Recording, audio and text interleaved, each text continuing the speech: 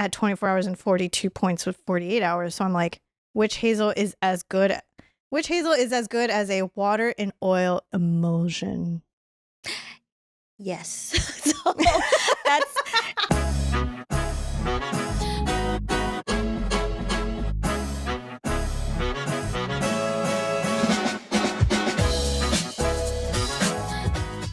All right, welcome back to the Chemist Confessions podcast. I'm Gloria. And I'm Victoria. This is a human conversation on all the skincare science we talk about on the daily. Mm-hmm. And today we are continuing the acne choo-choo train.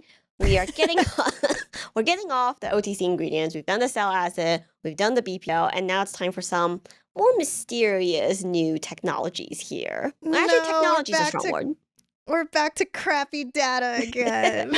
Yeah, and I think like acne being such a big topic and probably most people's first reasons for getting into skincare, it is not short of miracle cure-all type of claims with psychic ingredients and new findings. So today we are doing plants versus zombies, except it's not zombies, it's plants versus acne. So it's all the extracts and random stuff that you might hear about that's for acne. And the way we're divvying up this episode is I'm going to start with the kind of ones. The ones that if you look at the data, you're like, I guess it doesn't hurt, but I will keep expectations low. Like so low. Like so low. And you guys might be surprised to find out who is in this tier. So let's jump right into it. Starting with succinic acid. Okay, so technically this one isn't quite like a plant extract type ingredient. It's a very common compound that is found in everything from broccoli to you yourself. Commercially, it's synthetic, so it's technically not a plant extract or anything like that. It is part of your natural metabolism pathway. Specifically, it's a byproduct of your electron transport chain. And because of this, sometimes, actually, I feel like that train has sailed. But if you pay attention to the skincare realm, a couple of years ago, what was really hot was mitochondria claims. So these are your like rejuvenate, energize your cell kind of claims. That succinic acid was part of that wave. Red flag. Not our favorite like type FDA, of rabbit hole. Hello. So Victoria will be happy to hear that train has derailed and have gone to the abyss. I don't think most of you even know what I'm talking about anymore. So people are like, pivot, succinic acid for acne, y'all. Yeah. I was gonna say, Gloria, just going back to your intro, did not think that I would ever want to know what compounds I share with a broccoli. I don't know. Because you went from can be found in broccoli to us, and I was like, I didn't think I would make that correlation. So I just want to point that out as hilarious. One day we're gonna go off the deep end and just make a Venn diagram of humans versus broccoli. Oh god! And I do really like that. I think the succinic acid train was like, it like popped back up again when Inky launched their product. Yes. And I feel like, I don't know why, but I feel like a broccoli human shared component is like way better marketing than whatever they were trying to do, which is like, I think they were trying to educate on succinic acid. And I think everyone was just generally confused on still what it does and how it should even be in the acne realm. But anyways, that train has also died, I believe. I like the product exists, but the marketing seems to have calmed down a lot. It is the season's fetch. It did not happen. So, but why it was tied to acne to begin with is succinic acid is actually a food additive. It's often added for preservation and antimicrobial purposes. Specifically, I found a paper on its efficacy at preserving raw chicken. So if you want to treat thy face like raw chicken and make sure it stays dewy fresh, I got a molecule for you. It's not okay. We complain not having any data, but having to talk about data in the raw chicken realm, I think should tell you where we are right now. Well, I will say the plant extract world, it's definitely not a skincare exclusive. Sometimes we look up these extracts and why they became famous, what tests they've done. Yeah. It can be tied from anything like anti-cancer studies. I think I have found a study on some random extract that's like tested against chlamydia or something like that. It's pretty wild. Chlamydia for koalas specifically. I think it's free for all chlamydia. It's so true. Skincare is just the dumping ground of everybody's research. It's kind of sad sometimes. Yeah, it's like it didn't cure your chlamydia, but your skin looks great. Sentences you thought you wouldn't hear today. So we digress. Right. So, and that's pretty much it. In this paper where they looked at its C. acnes inhibition abilities, they also looked at the same antibacterial properties in mice. And that's really it. And like even as far as in vitro studies go, I couldn't find a lot more than this study. So I will say succinic acid gets a big fat. Do I want to give it a C or D? I'm going to give it a D. D. I think a D is fair. And I do want to say the in vivo mouse data that Gloria was mentioning, I took a look and I just want to say I had major PTSD because this is the same protocol that I had to do in college. And I cannot tell you the amount of error that is involved in trying to get acne to like flourish on a mouse ear. It is super difficult.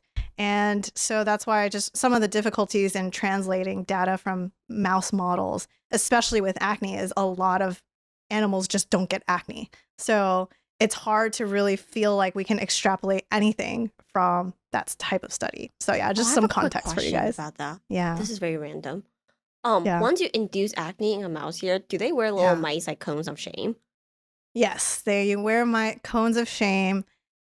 It's very painful because they are very slippery, and so they don't like being in a cone of shame.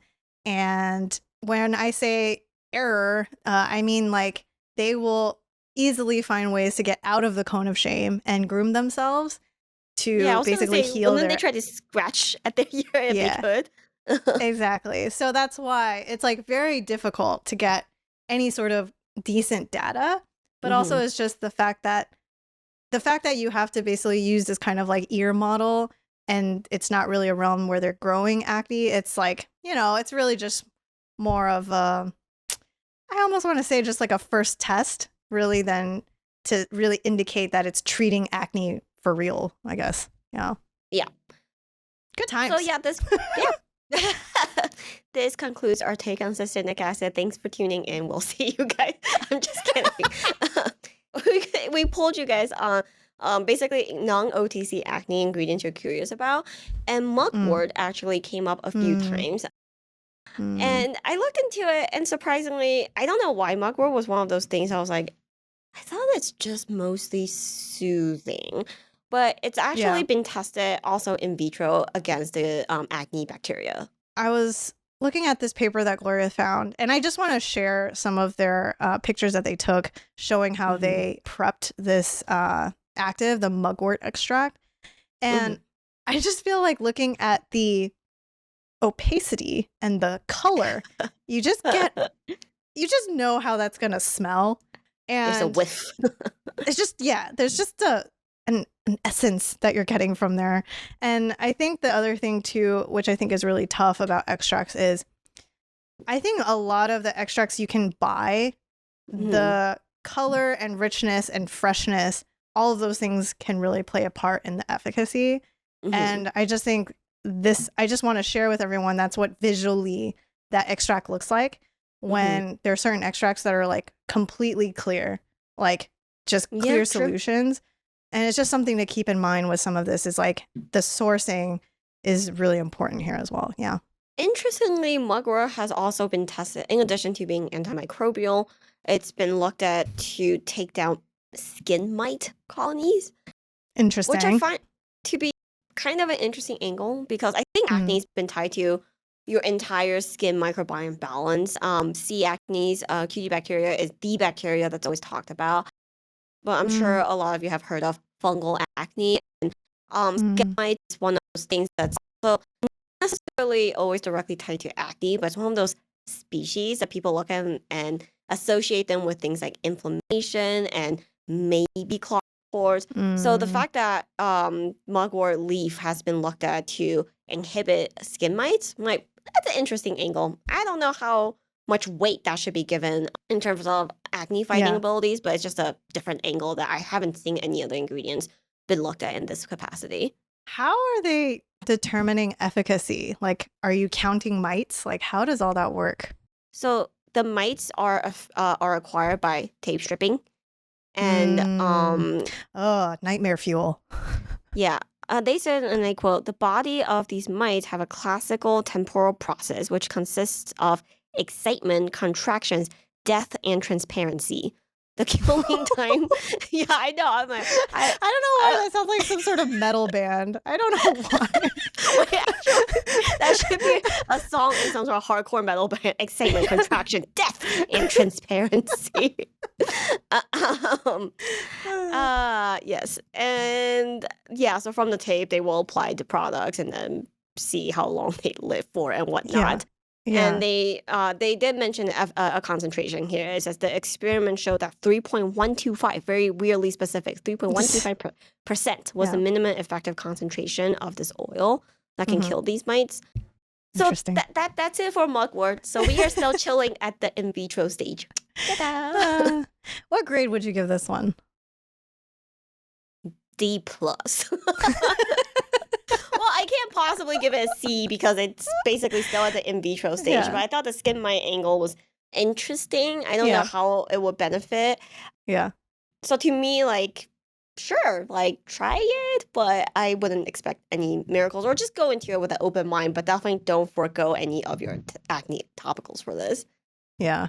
I mean, I know we're going to talk about one more that's like in this realm, but we just talked about toners and we kind of talk about how like toners are that thing where it's like fun, nice to haves. And it's like it's a medium where you can try these like random ingredients that you might be kind of excited about, but like not really sure. There's a little bit of magic there. And I feel like there's a lot of it in this category right now. And I think mugwort is also in that realm too. So kind of like for funsies, is it helpful? Yep. Yeah. And to tie up this segment of plants versus acne category, is this most surprising entry, which is witch hazel. I pull my hair out at this one. Yeah, so witch hazel is so associated with oily acneic skin. It's probably one of the most classic things to include in any sort of toners or essences that's positioned for acne skin. There is an in vitro study where they wanted to look at its activity with testing on keratinocytes. They wanted to look at witch hazel's activity against C. acnes, which is great.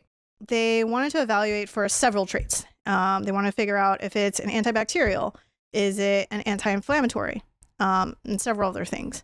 And ultimately, after doing these in vitro assays, they did find that the witch hazel extract was able to inhibit and reduce some of these inflammatory markers.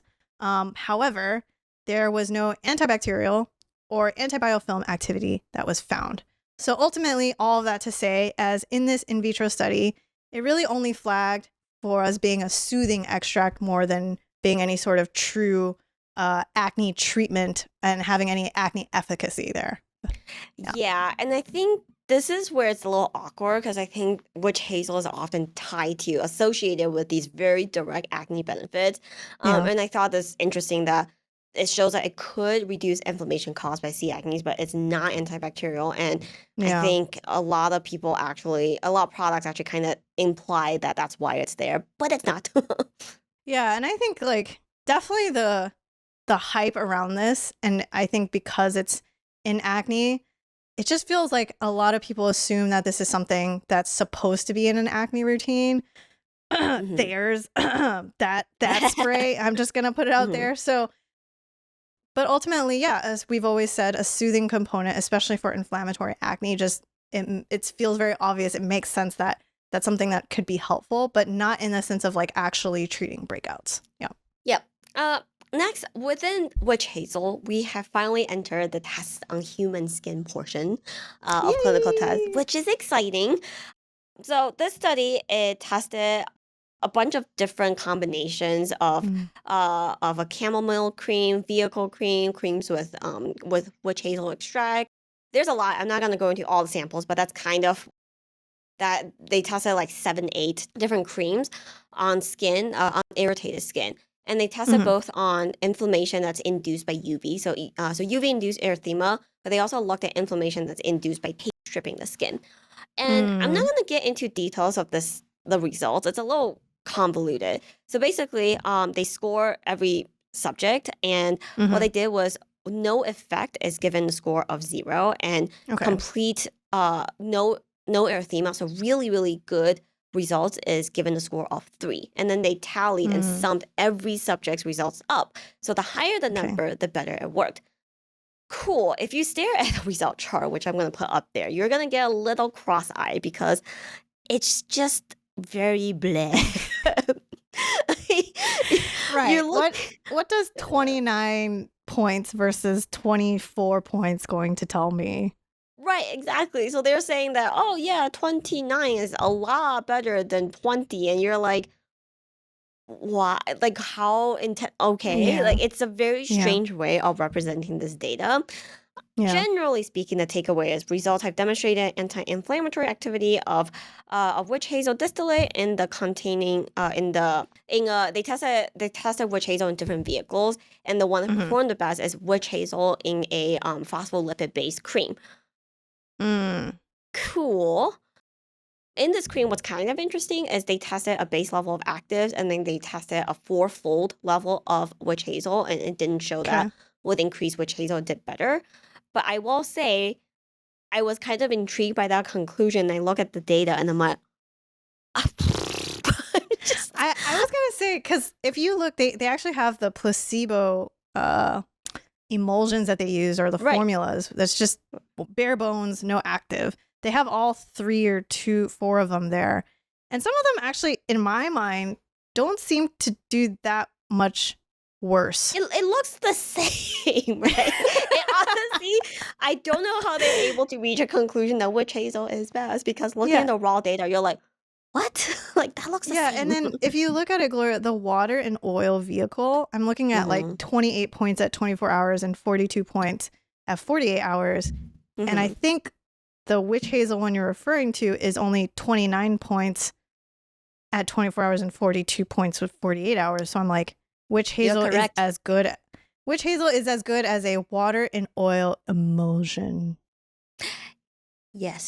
So that's, and if you look at the whole set of data, especially at 48 hours, the data range literally spans from 37 to 42. It's a pretty tight cluster. Like, I don't even know if you can say any of them really truly outperform the other one. So it's a very strange paper. I see. So I'm gonna have to also award witch hazel.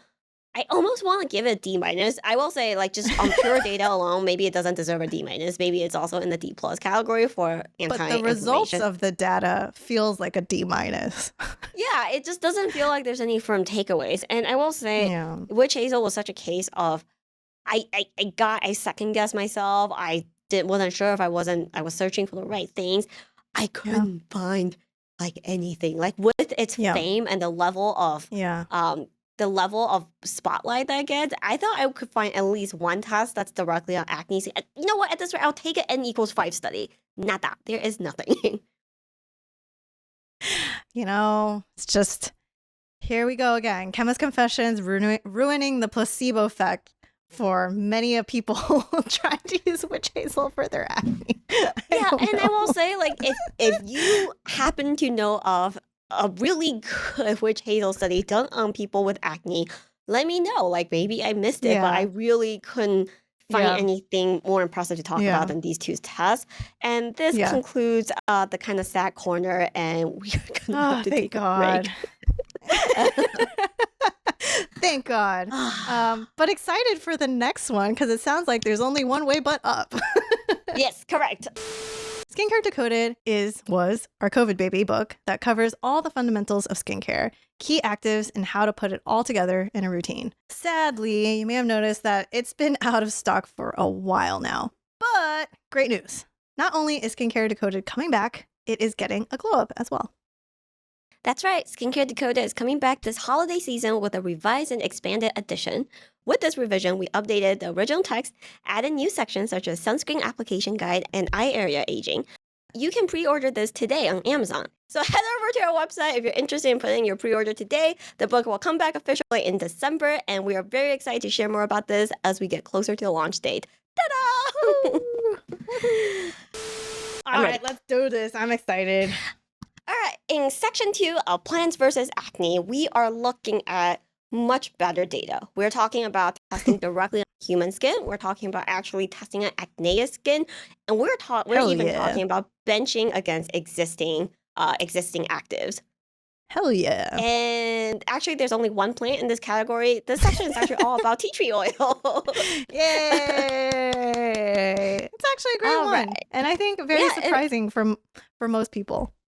Yeah, actually, I think tea tree oil, when you talk about like essential oil home remedies, most of it sounds really hokey.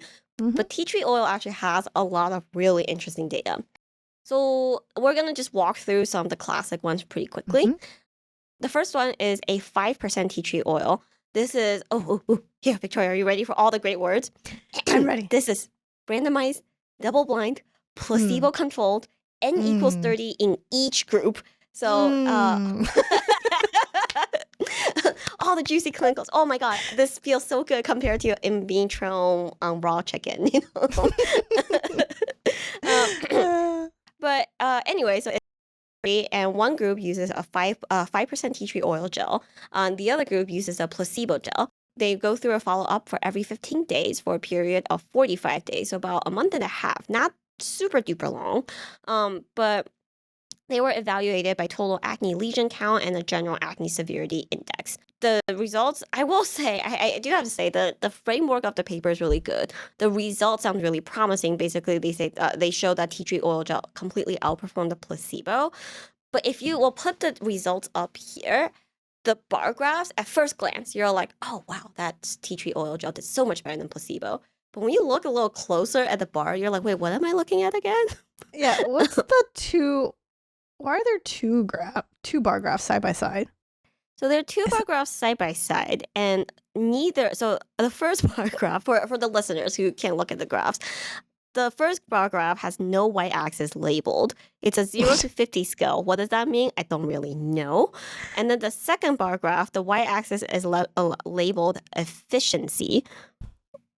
How is that measured? I don't really know. And my favorite part of these two bar chart is they have a little legend on the side, one for tea tree oil group, one for the placebo group. Yeah. They're both open white bars. Yeah. I can only guess which one is the placebo. I just found that to be mildly humorous. I think also what's concerning, okay, if I'm going to take a guess, right? Because I think it looks like I'm going to guess if it's total lesion count, okay, whatever. The general efficacy, right? Right. The thing that bothers me and the fact that they spelled placebo wrong is that it looks like the lesion counts in the placebo group and the tea tree oil group are not even remotely the same. And that kind of bothers me because it doesn't feel like they're on equal playing field here. Right. And then I was like, excuse me, I thought there were 3 time points. I don't see anything in this chart that takes into account of time point. Yes. So I think I think this was the equivalent of basically maybe me trying to do a pole vault Simone Biles style, but landing on my head and breaking my neck. The style, the idea is so good. The intention, the setup was so good. I'm also just shocked that they can come away with that summary when the data looks like this. Because this is like not... It doesn't feel like it's a randomized double-blind placebo-controlled thing at all. This feels like lies. This is lies. So it's not lies, but it just doesn't make sense. I'm just emotionally distraught right now. Wound Victoria off with all these sexy clinical terms, and then you wink, you squint and look closer at the results. You're like, what? I got catfished. I'm sad. This is a catfish study, but we'll move on. The good news here is we have more studies. Okay. That's good. Cool. Let's do it. I'm gonna just come out and say this is a petite study. Okay. This is 12 weeks. N Okay. equals 14. Okay. There is But no it's about the placebo. data. It's about the data. It's about the data. It is a 20% gel with a 0.7% wash, all with tea tree oil. It doesn't have a benchmark, so no comparison, but we have a reasonable looking chart, and I don't have to guess what the charts mean. We'll put the result up here. And yeah, it definitely shows a steady decrease. The bar feels low. The bar it feels like we've set the bar pretty low. We're like, please just spell placebo correctly and label your y-axis, and it's just 100%. Kind of sad. Okay. Yeah, but this they measure the number of lesions and general acne severity grading every 4 weeks for 12 weeks, and you can just see a steady decline in all of them. I will say I appreciate the box and whisker chart, but when it's N equals 14, I don't know if it really adds too much to my life. But no, it doesn't. Sorry, Gloria. I just want to ask: is this are they using the gel like once a day, or is this routine once, twice a day? How does it? How are they using it? Once a day. Okay. Yeah. Interesting. Yeah. Okay. And if you look closer at the actual numbers, the number of lesions after 12 weeks decreased by about 50%. So that's kind of the degree of improvement here. Again, there's like things that we can pick apart here, but compared to all the other plants, it's actually testing acne skin.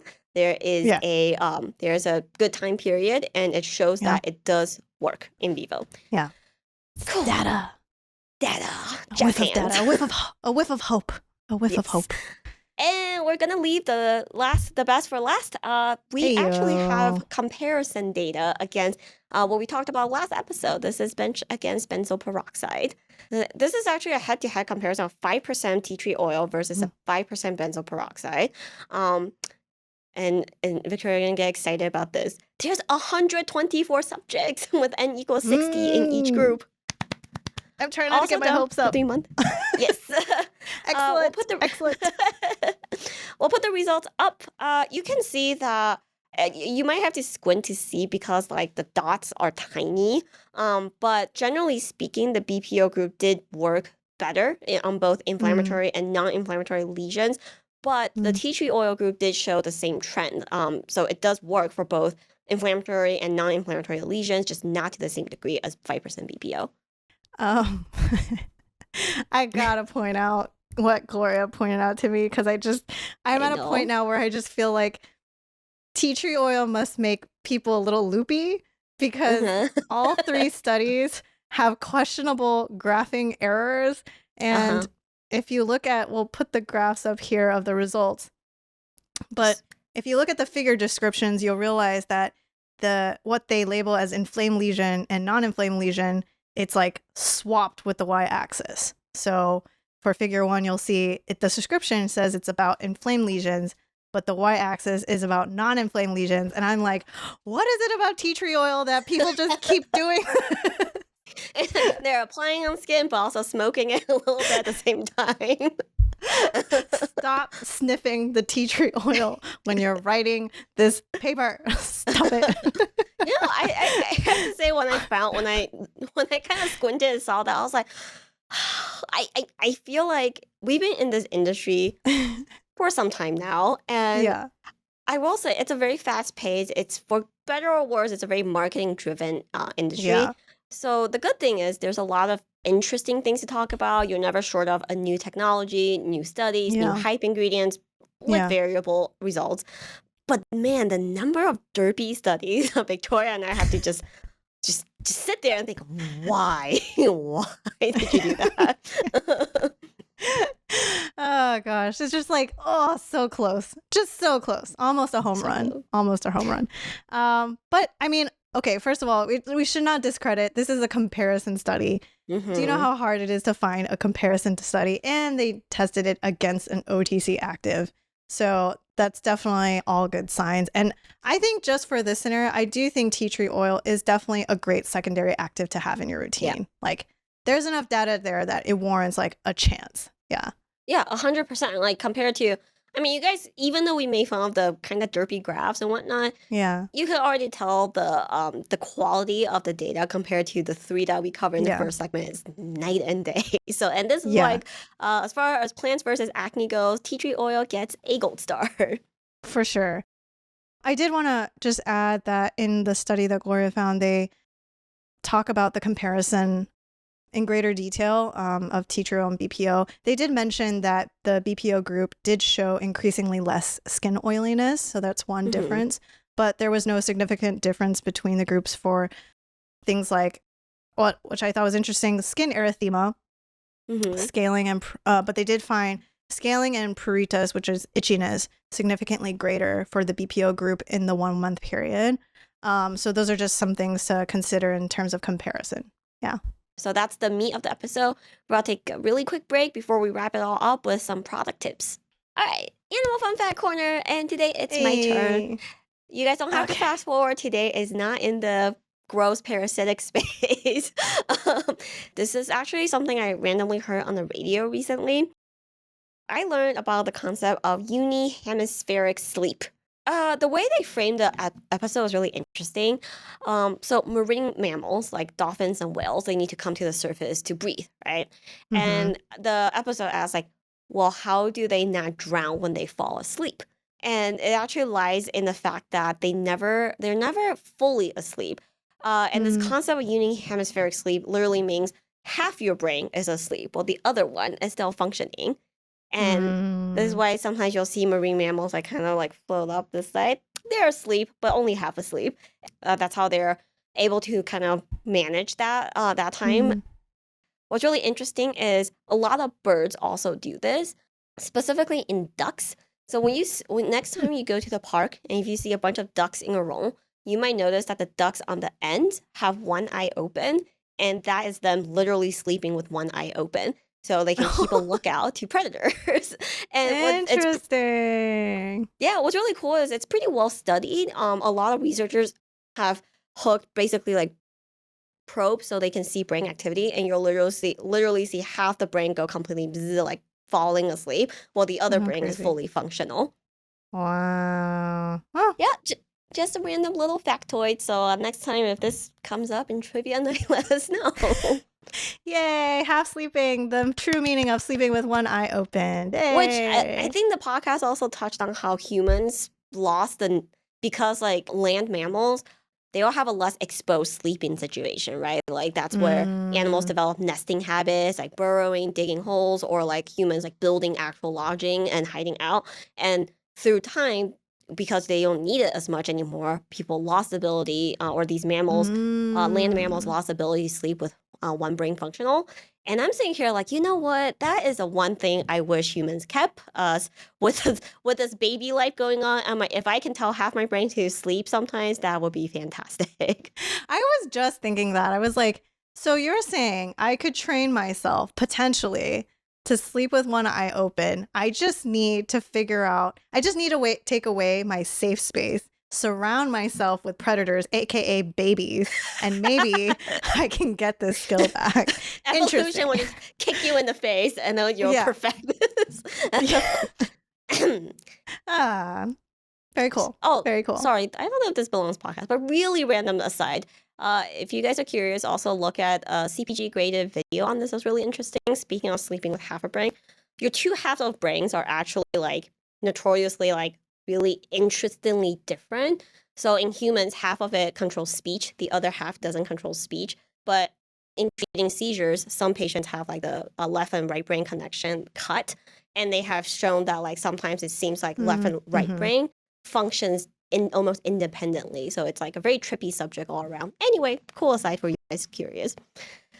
Let's wrap this up with some products and thoughts. Yay! Let's do it. All right, where to start? I guess we should start with the toners, maybe? Why don't we start there? Yeah, so the toners are in that category of, refer back to the toner episode. It's definitely in that, I guess it doesn't hurt to try. It's a supplement to your routine. In particular, there is a mugwort essence that you can find on SocoGlam. Probably the one I recommend if you want to try out Mugwort. The brand I Yeah. think is literally called Made from Mugwort or Made. Yeah. Is that the brand name? It's called I'm from Mugwort Essence. Oh, excellent. But like some of the toners we cover in the episode, yeah, so this essence is actually just 100% mugwort. So it's a great place to just try to see if it helps with your breakouts. So I do want to call out, though, that this toner is $40. So it's not the cheapest experiment necessarily. I believe Round Lab does have another mugwort toner that you could try. So just want to put that out there for everybody if you're wanting to dabble in this realm. Yeah, and then speaking of toners, witch hazel is one you'll frequently find toners everything. Everything, yeah.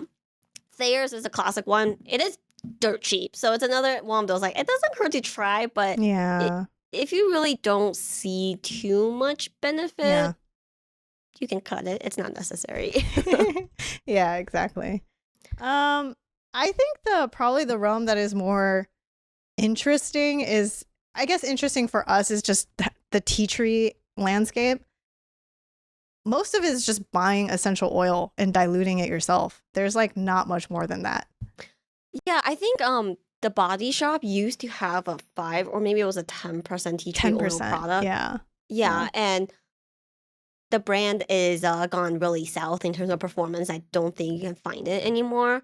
As a podcast that usually, like warns against homemade remedies, tea tree oil, because I think it's really fallen out of favor marketing wise, so we don't really see any like formulations done with tea tree oil. But this is something that kind of doesn't hurt to do. You can dilute buy tea tree oil. Don't use it neat. Make sure you dilute it down to say 5% with the base oil. And that's a good way to try it out.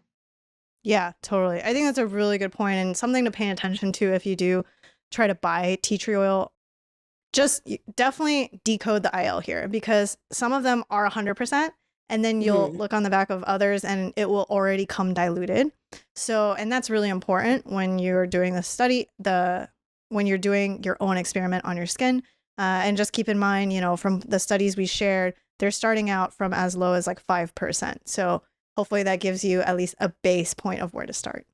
Last but not least, I guess we should mention briefly about the Inculus succinic acid spot tree. That one has 1% cell acid and 2% sulfur. So while it doesn't hurt to try, I am not sure what the succinic acid brings to the table. Yeah, I wish they led with the cell acid sulfur. Maybe that, I don't know. I feel like that would make more sense, but I don't know. Yeah. But I think that's the general product landscape with these plants. Acne is not short of interesting new ingredients that may or may not hold up. So if you have any other questions about this realm, just let us know. Where can they find us, Victoria? You can find us on our website at chemistconfessions.com, and that is where all of our long-form guides will be.